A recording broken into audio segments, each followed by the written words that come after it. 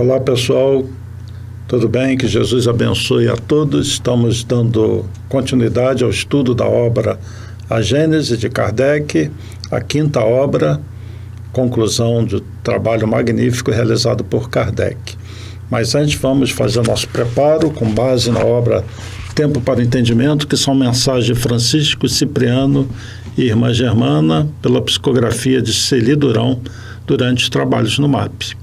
E a mensagem de hoje é reaprender. Hoje quero lhes falar sobre reaprender. Como é difícil mudar comportamento. Todo processo de mudança traz um sofrimento. Desde o momento que nascemos, trazemos reminiscências de outras vidas, das quais não nos lembramos, mas que se refletem em nossas atitudes. Estamos de volta para reaprender. Trazemos também uma carga de procedimento e atitudes do meio em que vivemos. É quase impossível não nos influenciarmos pelo nosso ambiente. Quando este é de harmonia, de bons exemplos, o importante é que saibamos transmitir às outras pessoas aquilo que nos foi ensinado. Porém, quando o ambiente é tenso, a desarmonia dominando, as desavenças crescendo a cada novo dia, aí é que precisamos reaprender. Mas sozinhos, como encontrar o caminho? Na maior parte das vezes, toda essa situação é provocada pela falta do básico, da falta do pão, do meio de sobrevivência, da falta de trabalho. A falta de fé, de saber que tudo tem uma razão de ser, de que tudo está escrito, faz com que o caminhar seja mais difícil. Através da leitura, da busca do conhecimento, do incessante pesquisar a razão de tudo, todas as dificuldades poderão ser superadas. O reaprender é diário, cada dia é renovado e aumentado o poder de nossas mentes, sempre que nos propusermos a isso. Atenção constante em suas atitudes, a qualquer desvio, a retomada para o caminho da verdade, da renovação, do reaprender. Uma das coisas mais difíceis é o reaprender a se alimentar. Vocês aqui estão com problemas de saúde, na maior parte das vezes, causados por excesso ou falta de alimentação, excesso de bebidas, alimentação inadequada a seus corpos. É obrigação de todos cuidarem de seus próprios corpos, seguindo as orientações dos médicos da Terra e dos médicos do espaço, serão evitados muitos males. Comecem hoje a reaprender a conviver com aqueles com quem mantêm contato diário. Abstenham-se de palavras rudes, de atitudes impensadas, de palavras ditas, mas não sentidas. As palavras ferem, mas as palavras curam. Ouçam suas vozes interiores. As palavras ficam gravadas no éter. As palavras são relembradas. As palavras reconduzem a correção de atitudes. As palavras de nosso Mestre Jesus, sempre cheias de amor, de ensinamento, para o saber viver, são a bússola para a condução de suas vidas. Renovação a cada dia. Releiam as mensagens que mais lhes tocarem. Afinem-se com aqueles que lhes transmitam paz, segurança, confiança, amor. Acheguem-se a seus familiares. Eles foram postos a seus lados com o objetivo que vocês, na maioria, ignoram a razão. Aceitem os problemas. Reaprendam que, ao invés da queixa, o importante é resolvê-los. Não se acomodem a situações que lhes causem sofrimento ou desconforto. Tentem superar, tentem reverter com paciência tudo aquilo que lhes parecer incômodo. Aprendam coisas novas para largarem seus horizontes. A cultura é importante. A ignorância leva a atitudes que agridem não só a si, como aos outros. Não tentem repassar para os outros a culpa de suas atitudes. Reflitam sobre culpa. Como ela é pesada, como é difícil de carregar. Aprendam a pedir desculpas, a se retratarem, sem que se sintam diminuídos, humilhados. A humildade é dos grandes. Sejam autênticos, mas respeitem seu próximo. Reaprendam a contemplar a natureza, acompanhar o crescer de uma plantinha, deliciar-se com o nascer de um novo dia. Reaprendam as lições de amor, a intercomunicação entre os seres humanos e os animais. Ouçam a beleza do cantar dos pássaros, do cair da chuva. Observem a terra, as pedras, os pequenos animais. Tudo isso contém lições de vida. São Francisco de Assis reaprendeu a amar seus semelhantes, os animais, após tantos sofrimentos vistos e sentidos na guerra. Nas suas lutas diárias, reaprendam o poder da observação. Façam de seus sofrimentos a oportunidade da reflexão para mudanças. Sejam felizes, desfaçam-se de suas mágoas e infortúnios. Fiquem na paz emanada do alto. Banhem-se dessa luz que os envolve, graças à vontade do Pai e dos bons espíritos aqui presentes e da falange de São Francisco de Assis. E depois dessa mensagem tão bonita, vamos nos unindo em prece, elevando o pensamento a Deus, ao nosso querido Jesus. Mestre querido, pedimos muita luz para que os nossos pensamentos e nossos atos sejam mais voltados ao bem, ao amor, que aproveitemos essa encarnação, essa rápida passagem aqui na Terra para aprender com a natureza, com os animais, com as pessoas que nos cercam, as experiências que precisamos, as dores que precisamos superar, os ensinamentos que precisamos absorver, mas, sobretudo, aprendermos a amar. Que essa luz se faça presente em nossos lares, que possamos nos livrar das nossas dores, colocando o nosso espírito junto a Deus. Agradecemos por esses momentos de estudo que nos inspirem, graças a Deus. Então, meus amigos, hoje nós vamos dar continuidade à Gênese mosaica, que nós iniciamos na semana passada com várias reflexões. Lembram da colcha de retalhos? Eu dei várias informações separadas para vocês e depois uni essas informações num pensamento. Nós falamos um pouquinho da vibração, como que o átomo ele é vibração. Passei um videozinho sobre a frequência e a influência dos grãozinhos de arroz submetidos a uma determinada frequência, esse arroz espalhado numa superfície, numa lona, como com a mudança da vibração, aqueles grãozinhos de arroz assumiam uma forma geométrica característica. Nós falamos que o DNA, segundo pesquisas recentes, pode ser reprogramado através de sons, de palavras, de frequências, através de vibração.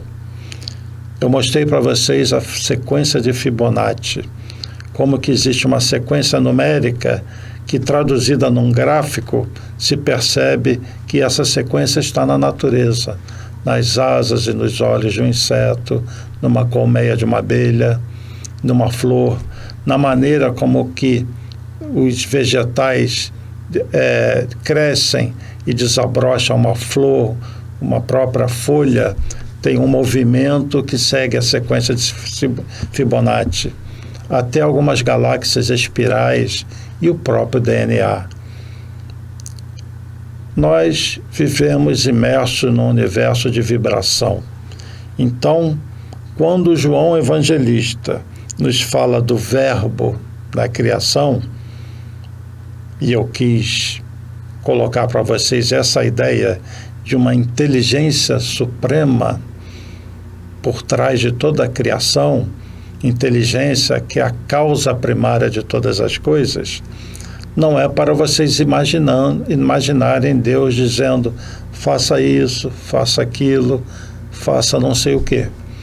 É para que Deus, essa inteligência suprema, conectado a outras inteligências, esses que são os co-criadores de mundos, traduzem a vontade de Deus, alterando a matéria vibratoriamente.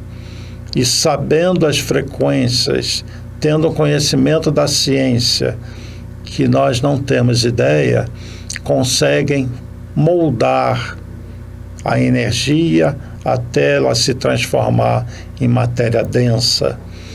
Toda a criação segue um processo natural. A natureza reflete leis físicas e matemáticas, que são perfeitas.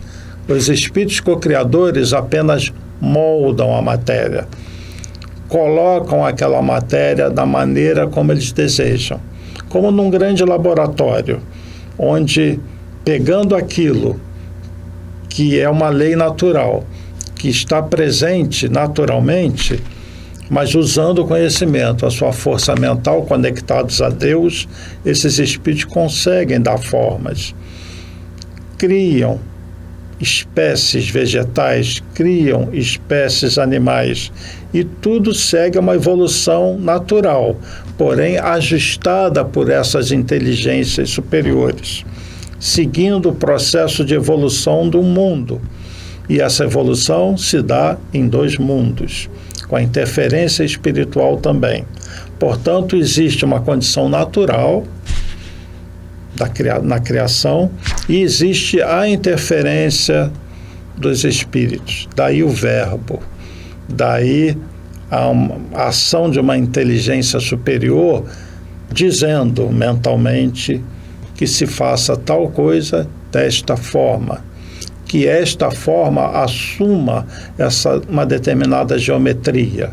E como são mentes superiores, o resultado disso tudo é a natureza moldada por inteligências superiores, como um grande laboratório.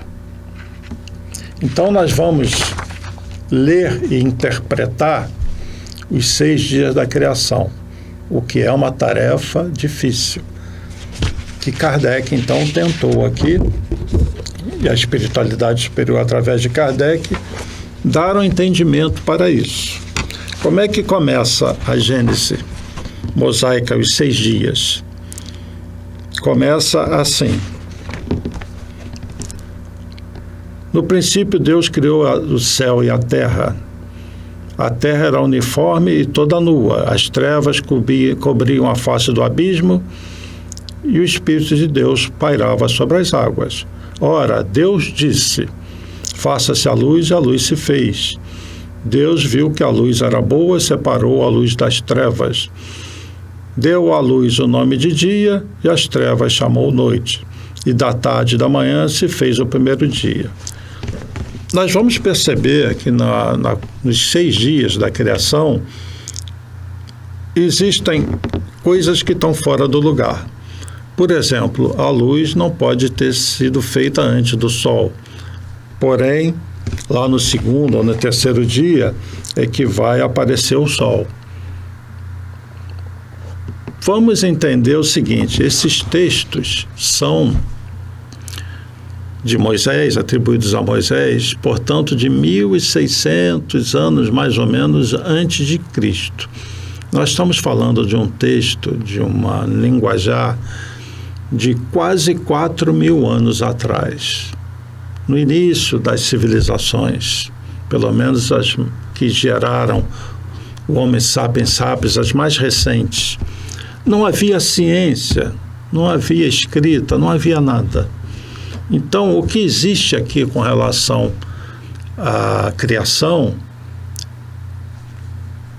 prevaleceu durante muito tempo, milhares de anos, como sendo o que existia de mais próximo da ciência de hoje. E se nós tivermos um pouquinho de boa vontade, fazendo pequenos ajustes no texto, nós veremos que há muita correção aqui nesses 6 dias da criação. Na sequência dos animais, então, é muito aceitável. E é impressionante como um texto desse possa ter sido trazido para nós há quase 4.000 anos. Nós temos que dar muito valor a esse texto. Então vamos tentar, com pequenos ajustes, entender a criação. Então, nesse primeiro dia, se fala que foi criado o céu, a terra e a luz. Na ciência, o que nós sabemos? Nós tivemos o Big Bang, a energia se espalhou, né, nessa expansão daquela partícula infinitesimal que do nada, entre aspas, surgiu, e com o passar do tempo, pela ação da gravidade, aquelas nuvens de energia, vamos dizer assim, foram se atraindo, se condensando, e a matéria se apresentou na sua forma mais elementar, o hidrogênio, formando as estrelas incandescentes, e surgiu então, primeiramente no universo, as estrelas, surgiram as estrelas. O tempo foi passando, num processo de condensação de matéria, se formaram os planetas e as suas luas. Então Kardec diz assim, sobre o período astronômico, né? É o período da aglomeração da matéria cósmica universal num ponto do espaço, numa nebulosa que deu origem pela condensação da matéria em diversos pontos, as estrelas, o Sol, a Terra, a Lua e a todos os planetas. Um estado primitivo, fluídico, onde a Terra era incandescente, com uma atmosfera muito carregada de vapor d'água e todas as matérias ainda voláteis, né?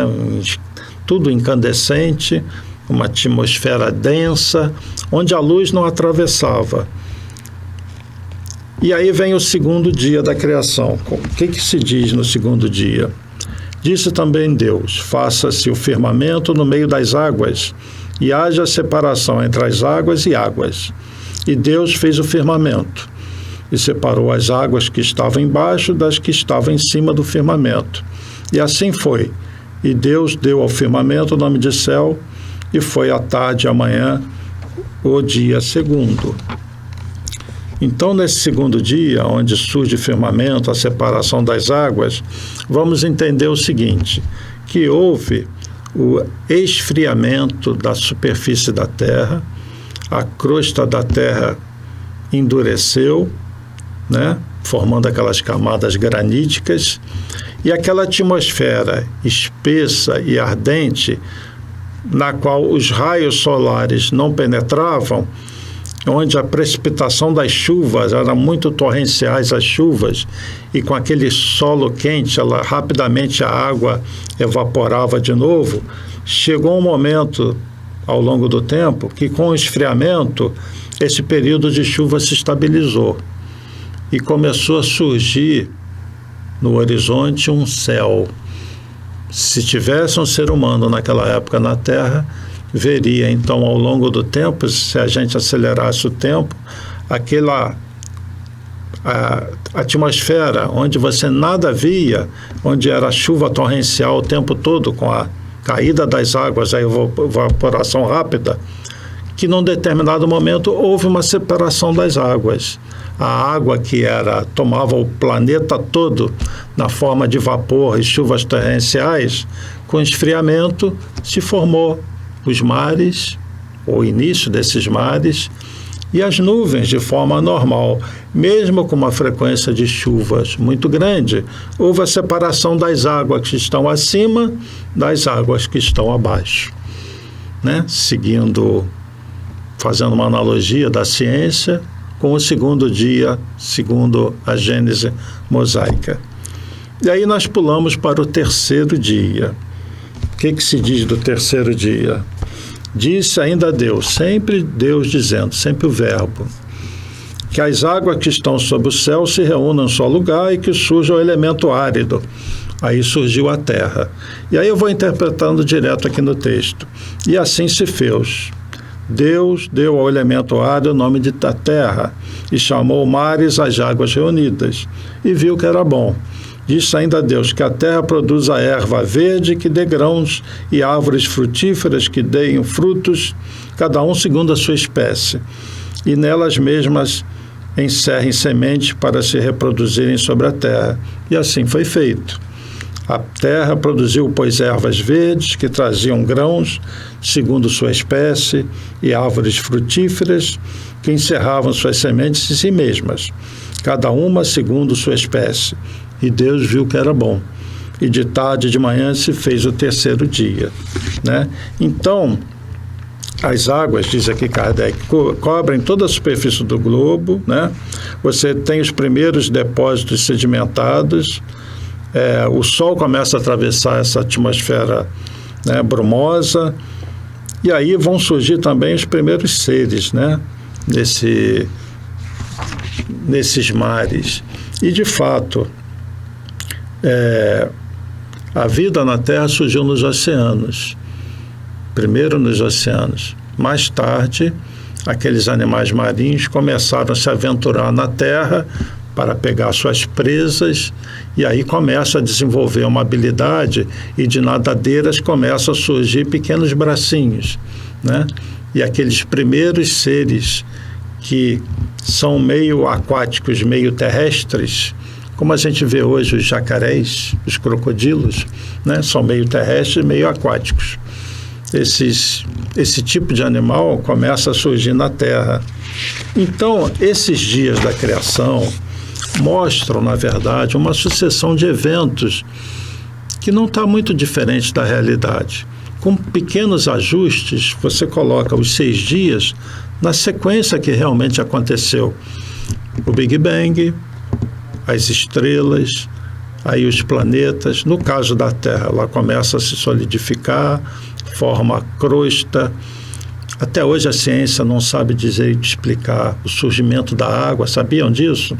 Não há um consenso firme da ciência sobre a água.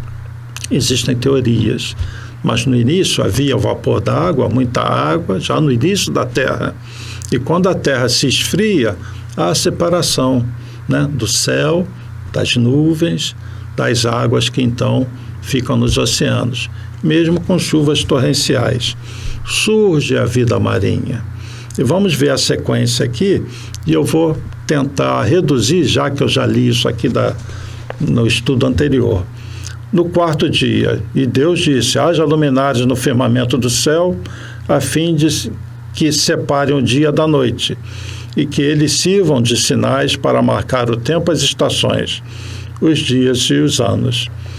Eu interpreto isso aqui: hajam luminares a partir do momento que a superfície da Terra se esfria e que há a condensação da água, do vapor da água formando os mares, que tudo que havia além da atmosfera ficou mais visível.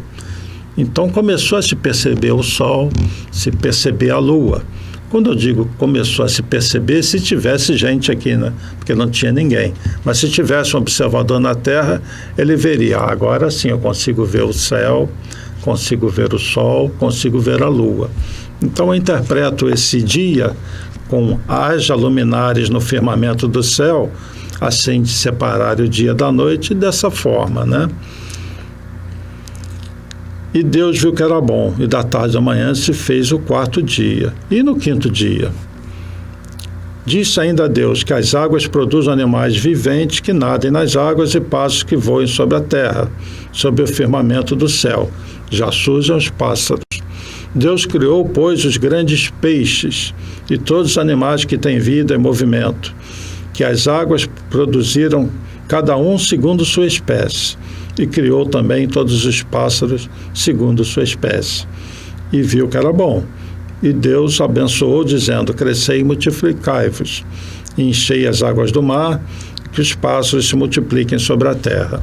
A princípio, as formas de vida que surgiram lá pelo 3º dia eram formas embrionárias, pequenos animais que a ciência define. Não existiam ainda os répteis, os grandes peixes.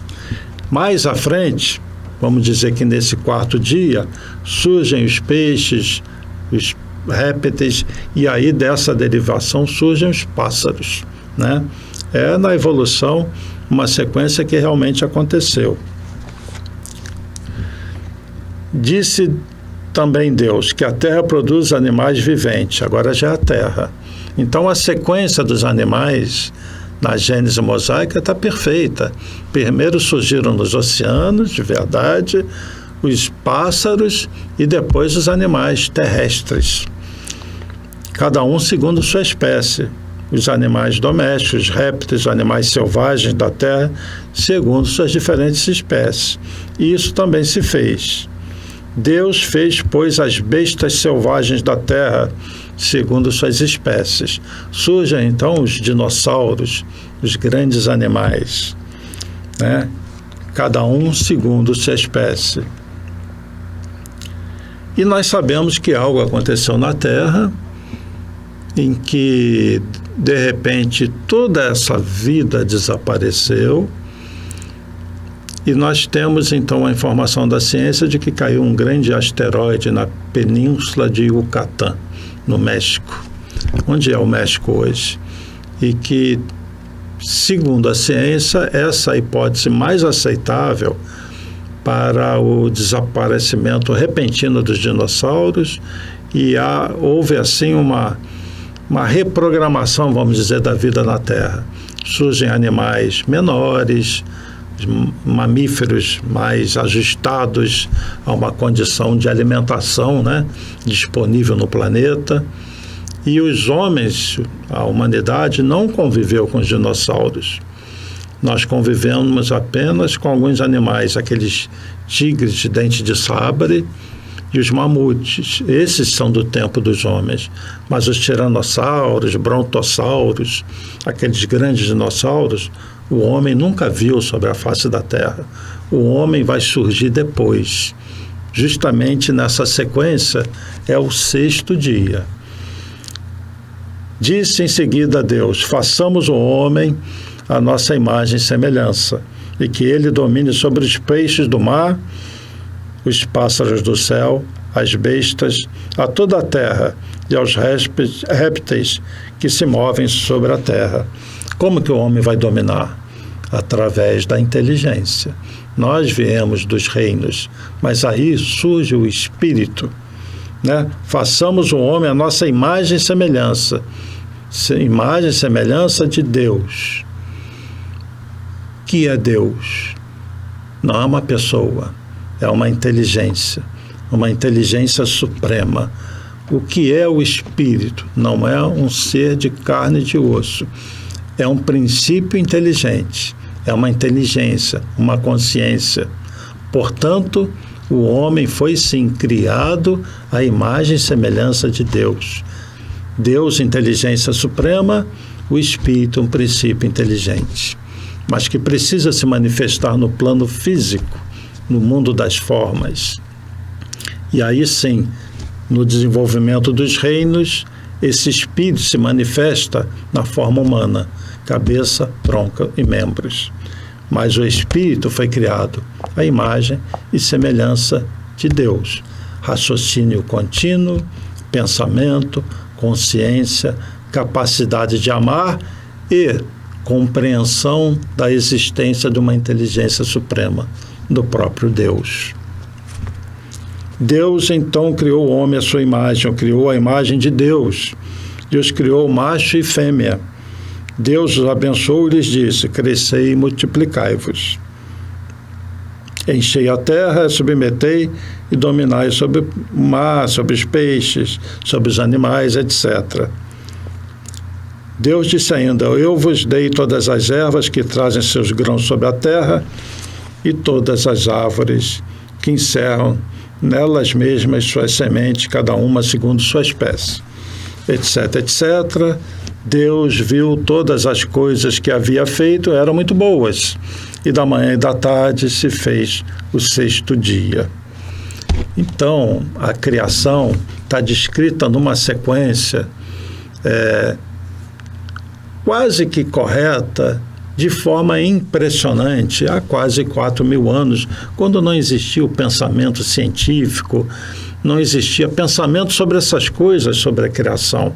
Um homem muito embrutecido ainda, voltado para o domínio, né, para o poder, para ter as coisas somente para o seu bem-estar, se sobrepondo uns aos outros. Um homem muito bestial ainda. E essa mensagem da criação destoa daquela época. Mediunidade, espiritualidade se manifestando. E eu vou passar um videozinho para vocês que é um vídeo rápido, que fala, que é um vídeo até que eu montei, peguei de uma informação que a gente tem na internet. Então assistam esse vídeo, os 6 dias da criação, e voltamos já já.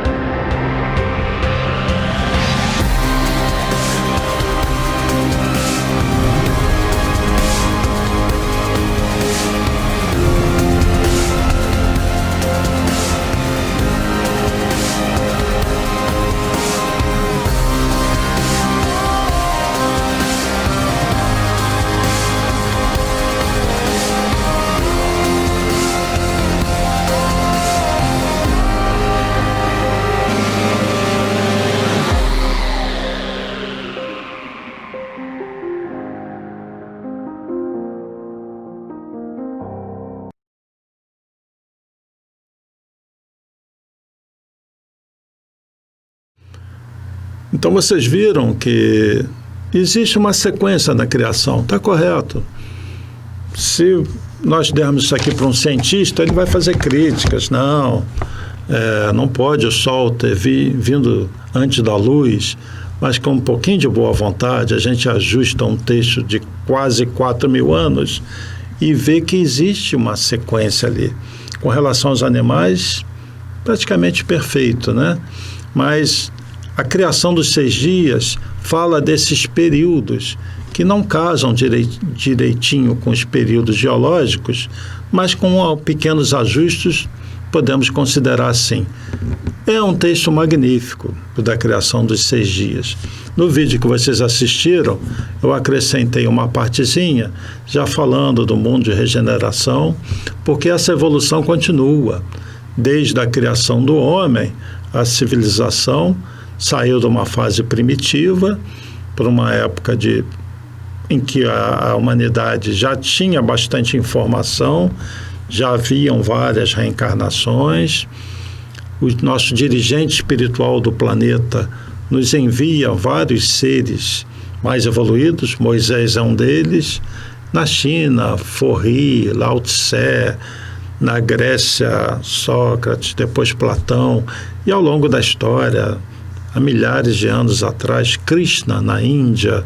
Então nós temos uma série de seres, Buda, enviados pelo Cristo para trazer mensagens, e fora estes mais conhecidos, inúmeros seres que passaram pelo planeta, mais evoluídos, que trouxeram mensagens, desenvolvimentos, deram seus exemplos, e aí a humanidade entrou então numa era, numa fase de provas e expiação.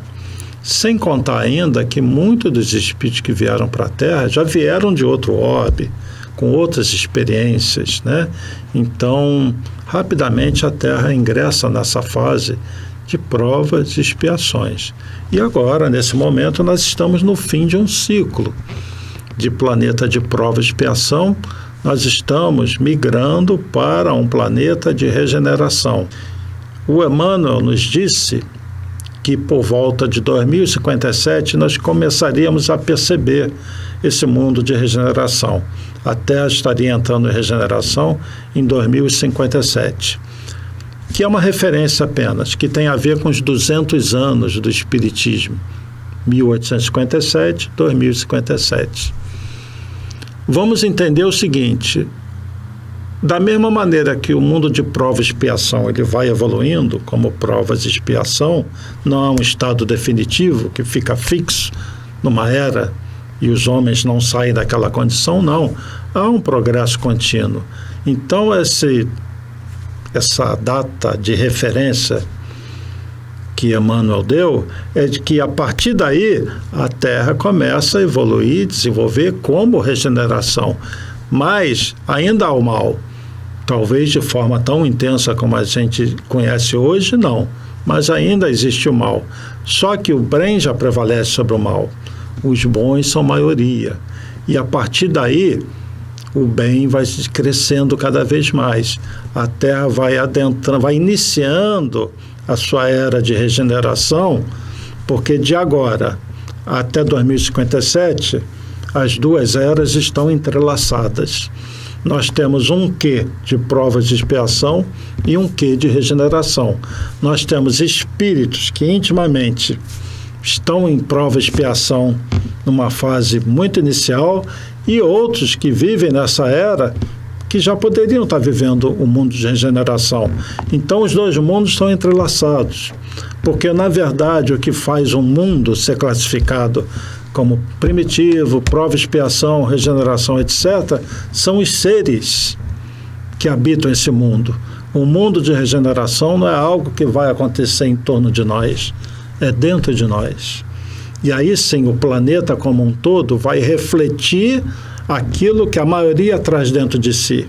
E cada vez mais, conforme os espíritos evoluem, vão melhorando em moral, em amor, em conhecimento, o bem vai crescendo, nós vamos nos aprofundando em mundo de regeneração, até chegar ao ponto em que vai haver uma nova transição, uma nova separação. E aí aqueles seres, daqui a milhares de anos com certeza, que estiverem em condição, vão adentrar numa condição de mundo ditoso. E os espíritos que não tiverem condição vão para outro orbe, para outra escola. Tá bem? Para que aconteça essa transição que nós já estamos vivendo, é necessário, então, que sejam separados os espíritos muito violentos. Bem-aventurados os mansos e pacíficos, pois herdarão a terra. Nós já falamos disso, vamos voltar a falar.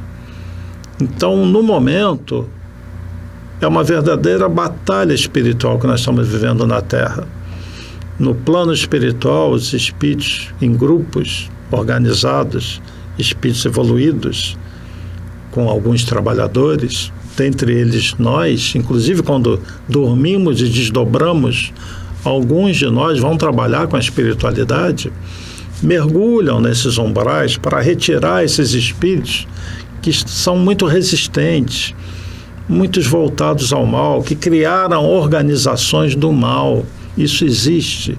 E são essas organizações que estão sendo desfeitas, porque os espíritos estão sendo retirados. Alguns reencarnaram ao longo do século XX, alguns ainda estão reencarnando, mas agora chegou o momento da separação definitiva. Então, esses espíritos se revoltam. Então, tudo que a gente vive hoje na Terra, de confusão, de incompreensão, de conflitos, reflete esse movimento que está acontecendo no mundo espiritual. A Terra reflete o mundo espiritual, e é uma mão de duas vias, né? É uma estrada de duas vias, duas mãos. Então, esses abalos que acontecem no mundo espiritual, nós sentimos aqui. E os abalos daqui se refletem lá também. Nós estamos em plena separação do joio do trigo, separação dos lobos e das ovelhas, daqueles que vão sentar à direita e à esquerda do Pai. E esses espíritos, então, muito resistentes, estão sendo retirados da Terra, que vai se transformar no verdadeiro paraíso, já falamos disso. Eles seriam aqueles anjos decaídos, seriam os espíritos que já atingiram uma evolução, mas que moralmente não conseguiram acompanhar o restante dos espíritos. Eles são os novos exilados. Se no passado da Terra nós tivemos os exilados de Capela e nós já vimos esse assunto. Agora nós estamos vivendo os exilados da Terra. E alguns mundos estão recebendo esses espíritos da Terra. Eles são levados espiritualmente, vamos entender de novo isso. Vou repetir o que nós já conversamos antes sobre os exilados de Capela.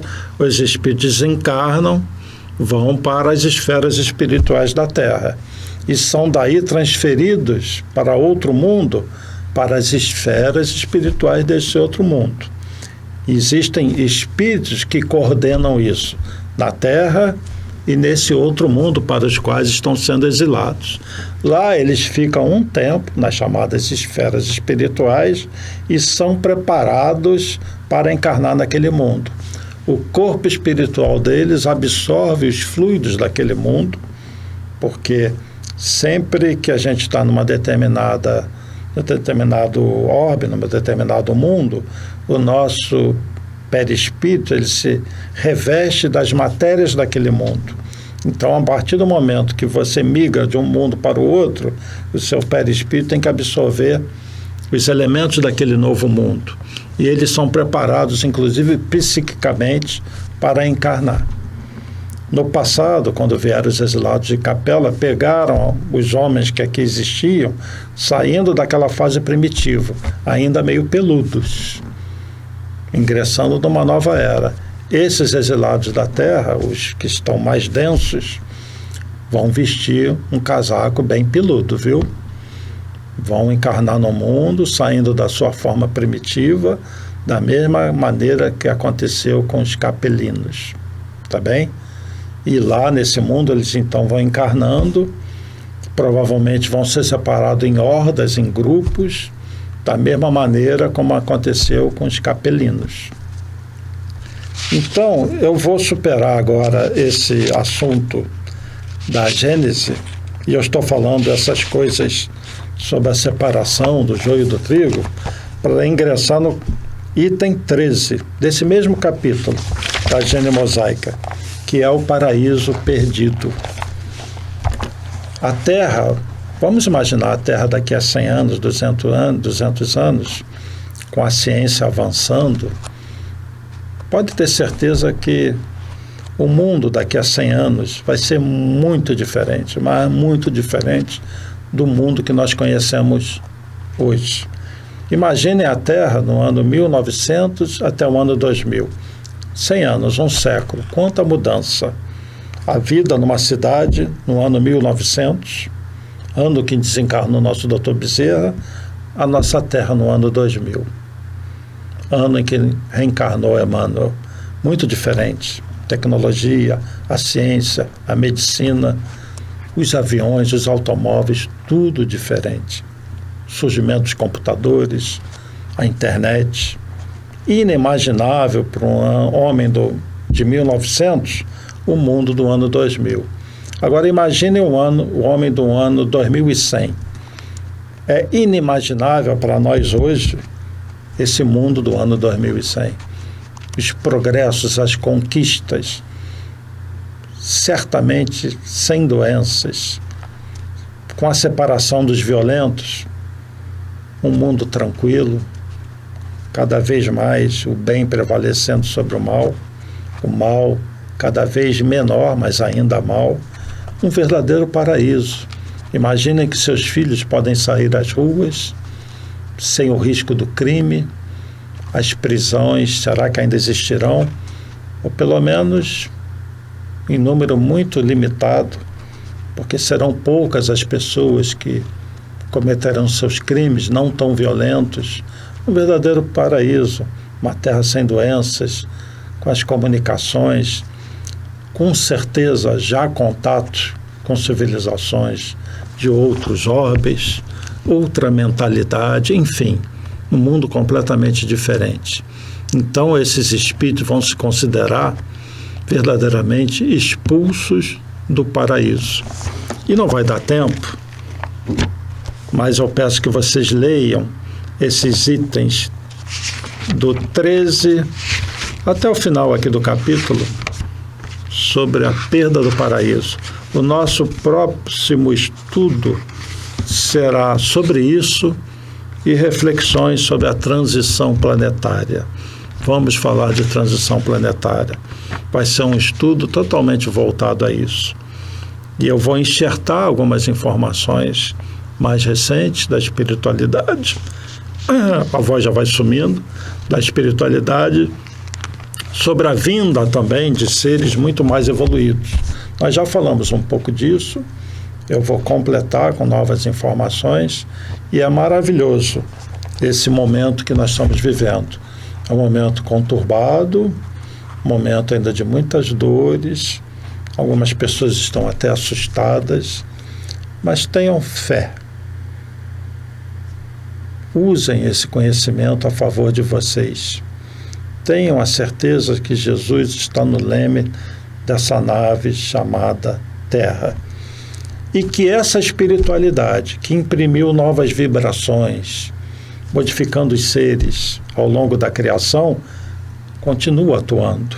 E novas modificações virão na genética.